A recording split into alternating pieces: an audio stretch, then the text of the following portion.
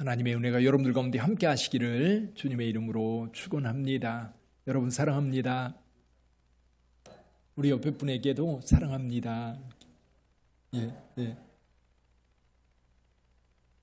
한 번 더 인사하시죠. 잘 오셨습니다. 예.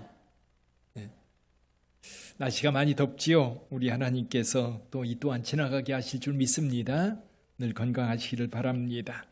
오늘 설교 제목을 예배로 하나님을 섬김인데 예배로 하나님을 섬기는 것에 대해서 말씀을 함께 나누려고 합니다. 요셉 케이보라고 하는 사람, 체코슬로바키아 시절 공산주의 시대지요. 그 시대에 이 체코슬로바키아에서 아주 유명한 목사님이셨습니다. 이 목사님이 어렸을 때 아버지는 공산주의를 가르치는 학교 교사였고요. 그러나 어머니는 독실한 크리스찬이었다고 그래요. 그래서 어머니가 주일만 되면 이 요셉 케이보를 데리고 교회를 가는 겁니다. 근데 교회를 가는데 근방에 교회가 없으니까 어디까지 가요? 프라하까지 가는 거예요. 프라하까지. 기차를 타면 3시간 정도 걸렸다고 그래요. 그러니까 예배를 드리기 위해서 아침에 일찍 출발하여 3시간 걸려서 예배를 드리고, 그리고 점심시가 되면 근처 공원에서 점심을 먹고 오후에 2시 반에 있는 예배를 드리고 다시 집으로 오는 겁니다. 3시간 또 기차 타고 오는 거지요. 어느 날 이 요셉 케이보가 어머니한테 물어봤습니다. 어머니, 왜 이렇게 먼 길을 가시면서 프라하에 가서 예배를 드립니까? 라고 물었더니 어머니가 간단하게 이렇게 대답을 했다고 그래요. 그곳에 가야만 예배를 드릴 수 있기 때문이란다. 예배를 드리기 위해서 그곳에 가야만 했고 그 수고를 마다하지 않았던 겁니다. 자, 저와 여러분들이 오늘 예배를 드리러 나왔습니다. 자, 예배를 드리러 나왔는데 예배 드리러 나올 때 여러분 마음은 어떠셨어요? 행복했습니까? 아니면 피곤했습니까? 오늘 좀 쉬면 딱 좋을 텐데, 그렇죠? 한숨 더 자면 좋을 텐데, 푹 자면 일주일의 피로가 풀어져서 내일부터 또 일할 때 좀 힘있게 일할 수 있을 것 같은데, 주일날 교회 가는 게 이렇게 부담스러울 수가. 근데 시편 120편 1절에 보니까 이런 말씀이 있어요. 한번 잠깐 볼까요? 시편 122편 1절입니다. 같이 한번 읽어보죠. 사람이 내게 말하기를 여호와의 집에 올라가자 할 때 내가 기뻐하였도다. 우리 함께 가서 예배드립시다라고 할 때 너무 행복했다는 겁니다. 너무 즐거웠다는 겁니다. 그렇게 성전에 올라가서 하나님을 예배하는 것, 그 즐거움, 그 기쁨, 오늘 여기 오신 분들은 다 그 기쁨으로 오신 줄 믿습니다. 기대감을 가지고 온 거죠. 그래서 여러분, 이 예루살렘에 올라가기를 즐겨하고, 또 오늘 저와 여러분들 교회 가기를 즐겨하고, 또 교회 갔다 오면 마음이 너무 행복해지는 그런 은혜가 오늘 또 저와 여러분들에게 있기를 주님의 이름으로 축원합니다.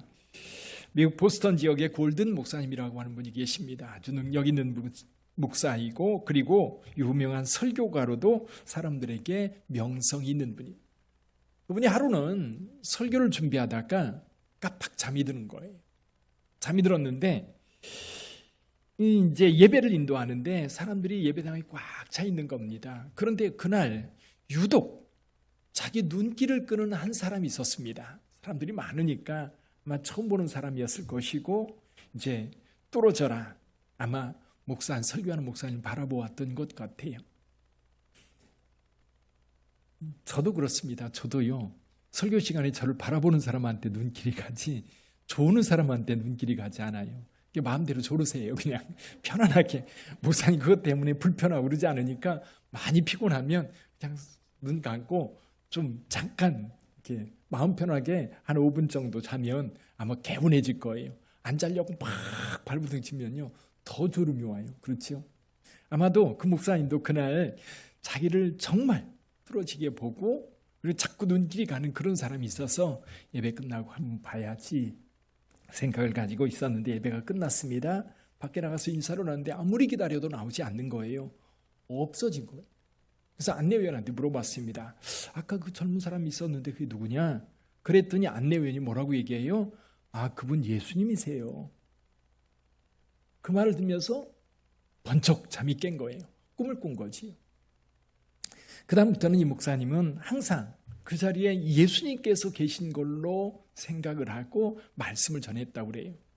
근데 목사님만 그런 게 아니라 그 교회 성도님들도 지금 예수님께서 우리와 함께 하신다는 사실을 확신하고 예배를 늘 드렸다고 합니다. 마태복음에 보면 예수님께서 그렇게 말씀하셨어요. 두세 사람이 내 이름으로 모인 곳에 나도 너희 중에 있느니라. 이곳에도 예수님께서 함께 하신 줄 믿습니다. 그 예수님께 우리는 예배를 드리는 거예요. 우리가 예배를 드리러 나왔습니다. 그리고 예수님께서 우리와 함께 하시면서 예배를 받으시기도 하지만 우리와 함께 공감대를 가지고 하나님을 예배하는 분, 그분이 예수 그리스도세요. 우리가 삼위일체 하나님께 예배를 드린다고 할 때에 사실은 삼위일체 가운데 우리 가운데 직접적인 구원을 이루신 예수 그리스도에게 초점이 맞춰져 있거든요. 그래서 개신교 예배는, 아니 기독교 예배, 기독교 동방교회든 서방교회든 개신교회든 기독교 예배는 항상 그 예배의 초점이 예수 그리스도에게 맞춰져 있어요. 자, 그렇다면 오늘 저와 여러분들이 좀 예배에 대해서 고민해야 될 것 가운데 한 가지가 이겁니다. 여러분 교회 올 때에, 교회 오실 때에 어떤 마음으로 교회 오셨어요? 자, 예배자의 마음은 어떤 걸까요? 예배자의 마음. 사실 예배라고 하는 것은 하나님을 높이는 시간이에요.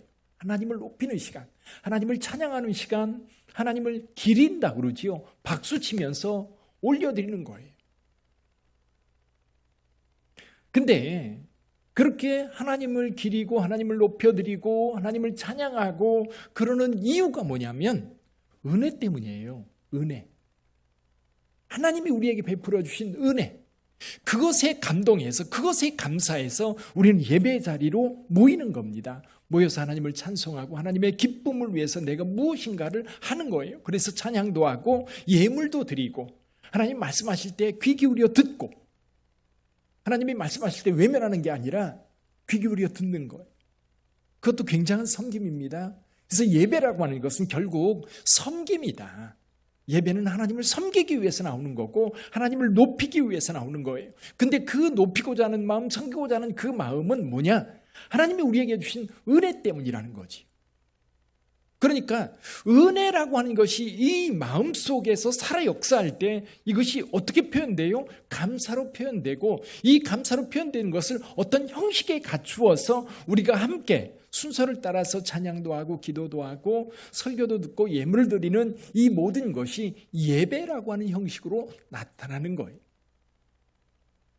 그러니까 예배를 따져 들어가면 감사한 거예요. 감사는 무엇에 대해서? 하나님이 우리에게 베푸신 은혜에 대한 감사. 여러분들에게 어떤 은혜를 하나님께서 베풀어 주셨습니까? 제일 큰 거는 우리가 구원받은 거지요. 하나님의 거룩한 자들로 택함 받은 것, 그리고 우리의 죄가 사함 받은 것, 그리고 영원한 하나님의 나라가 우리에게 약속되어진 것. 근데 그것뿐만 아니라 우리 하나님은 우리와 함께 계세요. 우리와 함께 하시면서 하나님을 가까이 하는 자들과 함께 하시면서 우리를 도와주고 우리를 이끌어 주셔. 이번 주에 지난주에 장례를 치렀지요. 제가 이제 장례 난 가정을 위해서 늘 기도하고 또 하나님의 부름을 기다리고 있는 그 영혼을 위해서도 찾아가서 기도하고 또 교회에서도 같이 기도하면서 하나님께서 그 영혼을 꼭 잡아 주실 것 같은 거예요. 근데 이제 엊그제도 우리 권사님이 저한테 이야기를 하면 그런 얘기를 하더라고요. 이제 그 장례가요, 이제 모두가 크리스찬이면 편안하게 그냥 아무 걱정 없이 진행되는데 그렇지 않은 경우도 참 많아요. 왜냐하면 우리는 교회 다니지만 우리 형제들 가운데 그렇지 않은 형제들이 있고 또 마음이 다 다르거든요. 사실 그런 마음에서 장례를 치려면 자칫하면 이제 이렇게 불화가 생기기도 하고 갈등이 생기기도 해요. 근데 이제 그날 우리가 예배는 우리가 다 주관하지 않더라도 이제 우리가 위로 예배를 드리러 가서 예배를 드리면서 하나님께서 저한테 그런 마음을 주시는 거예요. 예수를 안 믿는 사람들은 죽음에 대해서 그렇게 생각하지 않습니다. 죽음에 대해서 두려워하긴 하지만 믿는 자의 죽음과 믿지 않는 자의 죽음에 대해서 그렇게 생각하지 않아요. 당연히 죽는 건 뭐 다 똑같은 거지. 그래서 제가 그런 얘기를 했습니다. 원주에 있을 때 한 노인이 계셨는데 우리가 정기적으로 찾아가서 이야기도 하고 그랬거든요. 근데 그분이 자기 젊었을 때 무슨 일을 했냐면 염하는 일을 했다는 거예요. 옛날에는 동네에 그런 분이 계셨어요. 그래서 누가 돌아가시면 그분을 불러서 염을 하거든요. 근데 그분이 저희들에게 하는 얘기가 뭐냐면, 목사님, 제가 옛날에 염을 해보니까요, 다른 게 있어요. 뭔데요? 믿는 자들은 염을 할 때 옷 입히기가 너무 좋대요. 왜 옷 입히기가 좋아요? 시신이 부드러운 거예요. 근데 믿지 않고 돌아가시는 분은 몸이 뻣뻣해서 옷 입히려면 곤욕이라는 거지요. 수 입히는 거 보셨어요, 여러분들? 저는 자주 봅니다. 이게 입히다 보면 이렇게 옷을 뒤에서 몸이 부드러우면 팔을 이렇게 해서 끼워가지고 옷을 입힐 수 있는데 그렇지 않으면 굉장히 힘들거든요. 그 얘기를 이제 위로 예배드리면서 했는데 그 다음날 염하면서 이 장례 지도사들이 그 얘기를 했다는 거예요. 어머님이 편안하게 돌아가셨나 봐요. 예, 몸이 부드러워서 옷 입히기가 너무 좋았던 거예요. 그러니까 설교하고 그리고 그분들이 그렇게, 사실은 그분들이 그런 얘기 안 하거든요. 장로 지도사들이 옷 입히면서 어떻다 저떻다 잘 모셔드립니다라고 하는 얘기를 하지 그런 얘기 안 하거든요. 근데 이제 그런 이야기들이 오고 갔다는 이야기를 들으면서 하나님께서 함께 하신다고 하는 것을 증거로 보여주시는 거예요. 저한테도 여러분에게도 또 장례를 치르는 그 가정에도 우리 하나님께서 우리와 함께 하시고 이 영혼을 우리 하나님께서 진짜 받으셨구나. 의식이 없으신 것 같아도요. 의식이 없이 여러 날 보내셨는데 의식이 없는 것 같아도 여러분 그 영혼을 하나님이 받으실 때, 그 영혼이 하나님이 받으실 때 얼마나 편안하고 행복했겠어요. 그래서 가끔 저는 그래요. 장례를 치르면서 이렇게 죽었으면 좋겠다. 그런 때가 있어요. 저와 여러분들도 죽음이라고 하는 걸 우리가 피해갈 수 없잖아요. 피해갈 수 없는데 이 땅에서 하나님의 은혜를 생각하고 은혜를 따라 예수 믿고 구원받은 자들은 삶이 다른 거예요. 죽음의 순간도 다른 거예요. 그 은혜가 있는 거예요. 여러분 그렇게 은혜를 베풀어 주시고 또 저와 여러분들에게 구원의 은혜라고 하는 것이 이제 우리 가운데 너무 감격과 감사로 나타나기 때문에 우리가 모여서 예배를 드리는 거예요. 그러면 예배라고 하는 것을 통해서 우리가 어떻게 하나님 앞에 영광 돌릴 수 있을까? 오늘 본문의 말씀을 통해서 몇 가지 하나님께 영광 돌리는 방법, 예배를 통해서 어떻게 하나님을 섬길 수 있는지 그거를 몇 가지만 살펴봅니다. 첫째는요, 우리 19절 말씀이에요. 우리 19절 같이 한번 읽어봅니다. 19절 같이 읽어봅니다. 시와 찬송과 신령한 노래들로 서로 화답하며 너희 마음으로 주께 노래하며 찬송하며. 아멘. 예배는 찬송입니다. 하나님을 높여드리는 거예요. 자, 여러분들에게 묻습니다. 오늘 교회 올 때 무엇을 기대하고 오셨습니까? 여러분이 기대한 게 뭐예요? 아마 대부분 은혜를 기대했을 거예요. 근데 많은 성도님들이 교회 오는 이유 중에 첫 번째로 꼽는 게 뭐냐면 설교라고 그래요. 설교로 듣고 오늘 은혜 받고자 하는 마음. 그게 제일 크다고 그래요. 근데 여러분 요즘에요 설교의 감동 별로 없어요. 그리고 설교 잘하는 분들이요 인터넷 열면요 오늘 오전에도 아마 실시간으로 방송하는 그 방송이 우리나라뿐만 아니라 미국, 영국 할 것 없이 전 세계에 무지 많을 거예요. 그렇죠? 마음에 드는 목사님들 인터넷 열면 그분들의 설교가요 진짜 쏟아져 나와요. 설교에 은혜 받기를 원한다면 제가 한 가지 팁을 가르쳐 드릴게요. 교회 오지 마세요. 오히려 인터넷에 정말 감동적인 설교 듣고 아멘 와 대단하다. 그래서 그 교회 가고 싶다고 하는 성도들 많아요. 그래서 설교 잘하는 목사님들 교회는 사람들이요 앉을 자리가 없을 정도로 메어 터지는 거예요.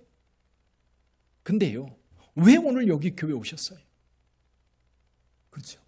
왜 오셨어요? 굳이 시간 내서 굳이 피곤한데 일어나서 꽃단장하고 교회 오셨어요. 여러분 그 마음에는 하나님의 은혜에 대한 감동이 있기 때문이라고 저는 확신합니다. 아멘. 그래서 우리는 예배를 드리러 오는 것이지 설교에 은혜 받기 위해서 오는 게 아닙니다. 이미 내가 설교에 은혜 받기 위해서 왔다 그러면 이미 그 예배는 실패한 예배예요. 우리는 예배를 드리러 온 거예요. 하나님을 찬송하기 위해서 온 거고, 찬양하기 위해서 온 거고, 그리고 하나님께 예물을 드리러 온 거고, 그리고 우리의 삶을 섬기는데, 예배를 드리는데도 우리가 누군가에 섬겨줘야 우리의 예배가 예배될 수 있잖아요. 예배는 뭐하러 오는 거다? 드리러 오는 거예요. 그러니까 예배를 보러 오는 분들은 여러분 기대감이 없어요. 그래서 그날 가가지고 앉아있다 보면 목사님이 들을 만한 설교하면 아멘, 그래도 들을 만하네, 그걸로 끝. 근데 예배를 드리러 오는 분들은요, 마음속에 이미 은혜에 대한 감사가 있기 때문에 여러분 이미 거기서부터 은혜가 된 거예요. 이미 거기서부터 은혜가 넘쳐나는 거죠.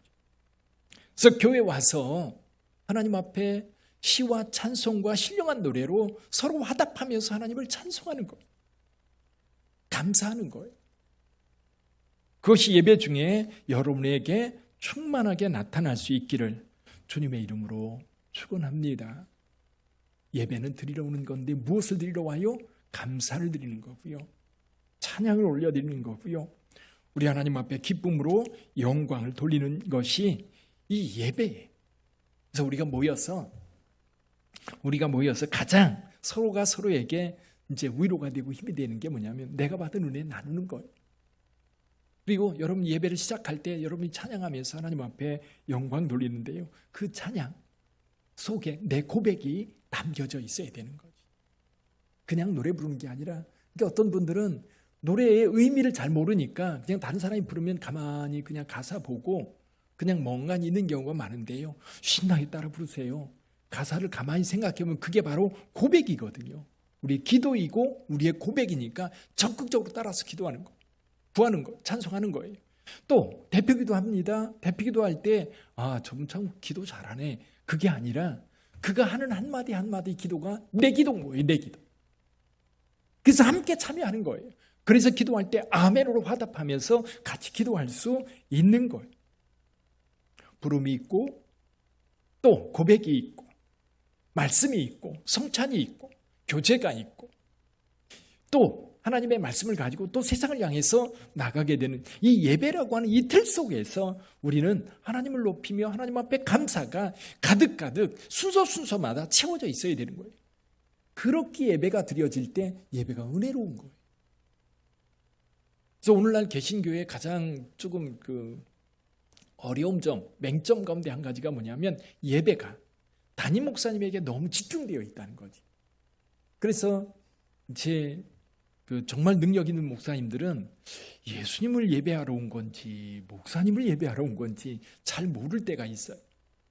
근데 우리의 초점은 언제나 예수 그리스도 하나님께 대한 감격과 감사가 목사뿐만 아니라 모든 성도들이 주님을 향해 서야 된다는 거예요. 그 마음이 여러분에게 있기를 주님의 이름으로 축원합니다. 그래서 하나님께서는요, 예배하는 자들을 찾으세요. 예배하는 자들. 우리 이렇게 많이 와서 예배를 드리는데 뭐 하나님께 찾을 필요 있어요? 우리가 오면 하나님 기뻐하실 거 아니에요? 근데 요한복음 4장 23절 24절 한번 좀 볼까요? 우리 같이 한번 읽어봅니다. 아버지께 참되게 예배하는 자들은 영과 진리로 예배할 때가 오나니 곧 이때라. 아버지께서는 자기에게 이렇게 예배하는 자들을 어떻게 한다? 찾으시느니라. 어떤 예배자를 찾으세요? 참된 예배자. 참된 예배자. 참된 예배자를 찾는 것이지, 예배를 드리러 오는데 정말 산책 가듯이 가볍게 와가지고 앉아서 졸다가 가는 사람들을 위해서 예배를, 그런 자들을 하나님이 찾으시는 건 아닌 것 같아요. 어떤 자를 찾아요? 참되게 예배하는 자들. 24절 한번 읽어봅니다. 하나님은 영이시니 예배하는 자가 영과 진리로 예배할지니라. 할렐루야. 우리 빛된 교회는 참된 예배로 하나님을 예배하는 교회가 되기를 주님의 이름으로 축원합니다. 두 번째로 예배, 그러면 우리가 시간과 공간을 정해놓고 순서를 따라 드리는 이 예배만이 예배가 아닙니다. 내 삶은 이제 예배 끝나고 세상으로 나갈 때 계속해서 이어져 나가는 거예요. 이어져 나갈 때 과연 우리는 하나님의 뜻에 합당하게 살고 있는가? 예배자는 그런 것 같아요. 예배자는 하나님을 예배하는 예배 시간만 예배자가 아니라 내 일상이 예배자가 되어야 될 것 같아요. 내 일상이. 그래서 일상 속에 하나님을 예배하는 그 모습은 어떤 것일까? 오늘 본문의 말씀을 통해서는 하나님의 뜻을 분별하여 살아가는 거예요. 우리 19절 한번 볼까? 그 18절을 볼까? 17절입니다. 17절 같이 한번 보죠. 그러므로 어리석은 자가 되지 말고 오직 주의 뜻이 무엇인가 이해하라. 할렐루야. 세상을 살아갈 때 내 뜻대로 살아가는 게 아니라 하나님의 뜻이 무엇인지 분별해서 그 뜻대로 살아가라는 거예요. 그러기 위해서 몇 가지 필요해요. 세월을 아끼라고 말씀을 하고 있고요. 때가 가기 때문입니다. 또 지혜 없는 자처럼 미련하게 살지 말고 지혜 있는 자같이 살라고 말씀하고 있어요. 그리고 내 힘으로 살기 어려우니까 성령 충만 받으라고 이야기합니다. 내 힘으로 살기 어려워요. 성령의 도움을 받아야 돼요. 성령 손 잡아야 돼요. 주님 나 도와주세요. 나와 좀 함께 해주세요. 일상 속에서 하나님의 뜻을 따라 살아갈 수 있는 것은 여러분 하나님의 뜻에 맞춰져 있을 때에 내 삶도 기쁘고요. 하나님께 예배하는 자의 삶이 계속해서 이어지는 것. 그래서 우리의 일상이 하나님의 뜻에 맞춰져 있을 때에 예배자의 삶이 지속된다. 하나님의 뜻을 몇 가지 한번 살펴보죠. 하나님의 뜻, 디모데전서 2장 4절 말씀이 있습니다. 하나님의 뜻을 이렇게 선포하고 있어요. 같이 한번 읽어봅니다. 하나님은 모든 사람이 구원을 받으며 진리를 아는 데 이르기를 원하시느니라. 하나님의 원하심, 우리 모두가 구원받는 거예요. 구원받은 하나님의 자녀로 사는 거예요. 그것만큼 하나님이 기뻐하시는 일이 없는 것 같아요. 또 한 가지 볼까요? 이사야서 43장 21절 말씀입니다. 같이 읽어봅니다. 이 백성은 내가 나를 위하여 지었나니 나를 찬송하게 하려 함이라. 결국 그거예요. 저와 여러분들을 구원해 주셨는데 우리가 하나님을 찬송하고 하나님의 기쁨이 되는 삶, 그 은혜가 우리 빛된 교회 성도들에게 있기를 주님의 이름으로 축원합니다. 나를 구원해 주신 하나님, 나와 함께 하시는 하나님, 그리고 여러분이 하나님의 뜻대로 살려고 하면요, 하나님께서 곳곳에 함께 하신다고 하는 이 사실을 경험하게 돼요. 아마 이번에도 장례를 치르는 가정은 하나님께서 우리와 어떻게 함께 하시는지 아마 체험적으로 경험했을 거예요. 저도 그 모습을 보면서 하나님께서 이 가정을 이렇게 사랑하고 계시고 하나님의 뜻을 따라 살려고 하는 그에게 하나님께서 경험하게 하시는, 영적 경험을 하게 하시는 거예요. 하나님이 살아계시다고 하는 것을 맛보게 하는 거예요.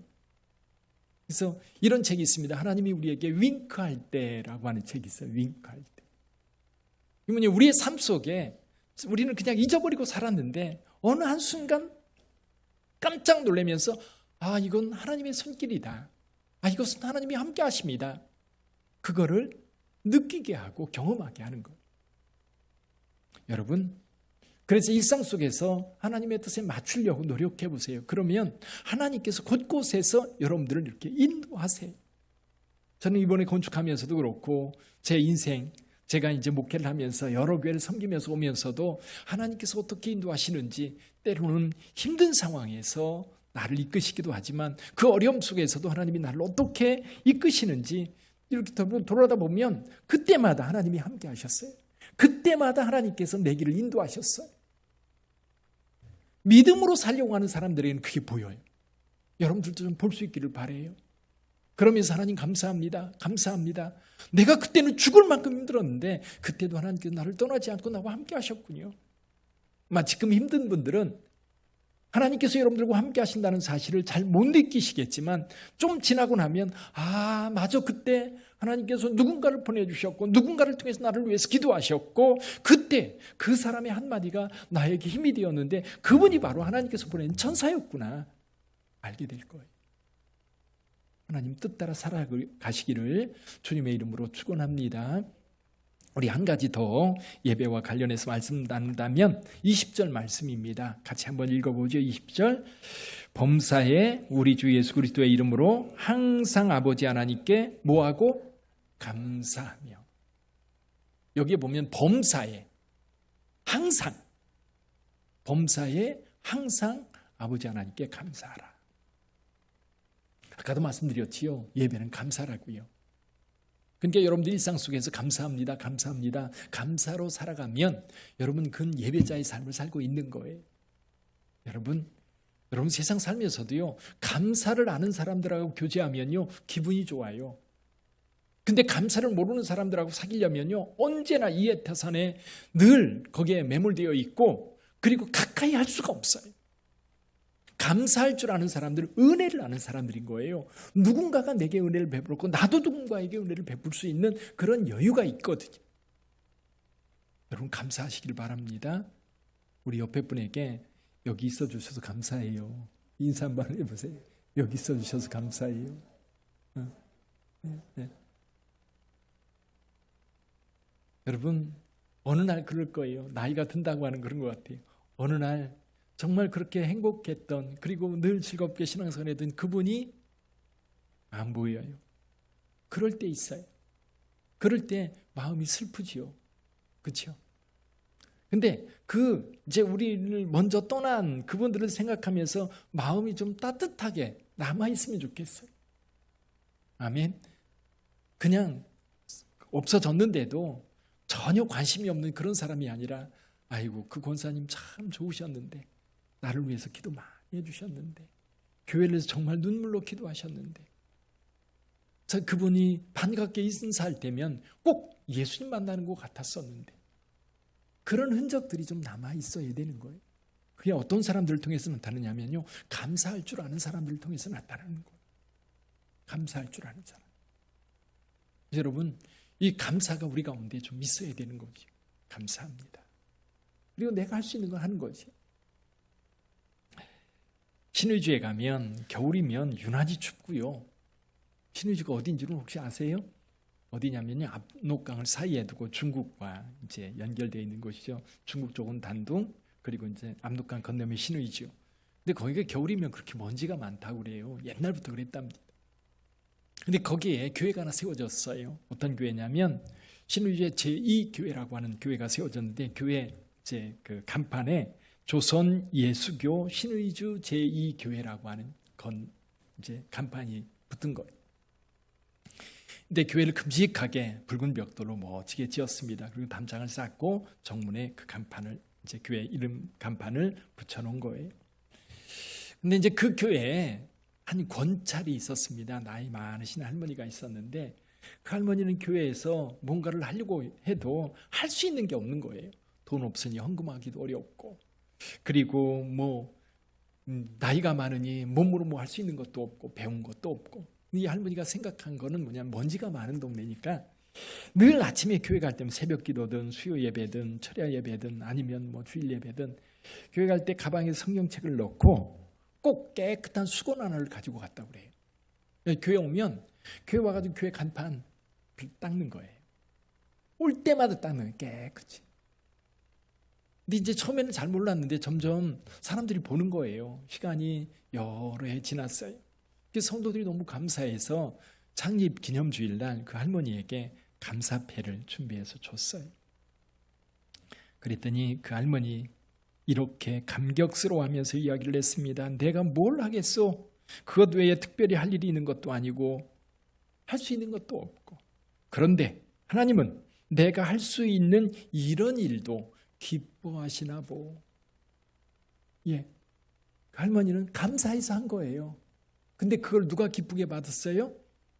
하나님께서 기쁘게 받으셨고, 하나님뿐만 아니라 그 교회 성도들도 기쁘게 받았던 거예요. 사랑하는 성도 여러분, 예배는 감사합니다. 감사. 그래서 예배를 드리러 올 때에 오늘 이렇게 생각을 하세요. 이번 지난 주간 동안 하나님께 감사할 게 뭔가?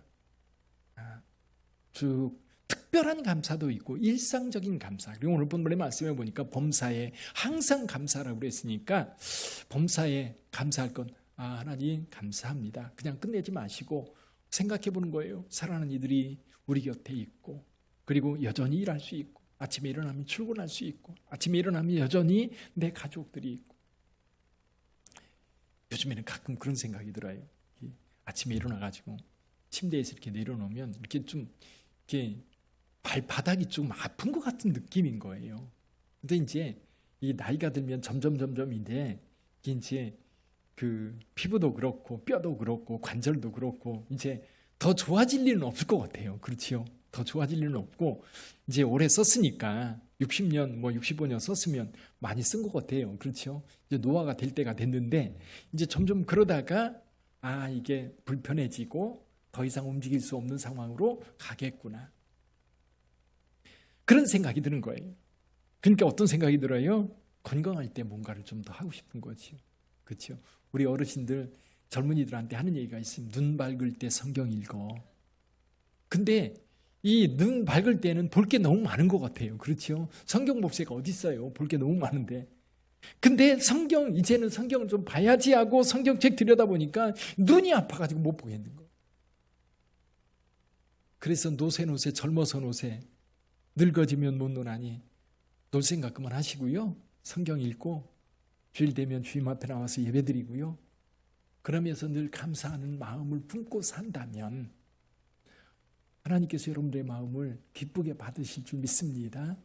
그게 예배자의 마음이고요. 예배. 우리 빛된 교회 성도들은 예배드릴 때마다 그 감사함이 차고 넘치시기를 주님의 이름으로 축원합니다. 기도하겠습니다.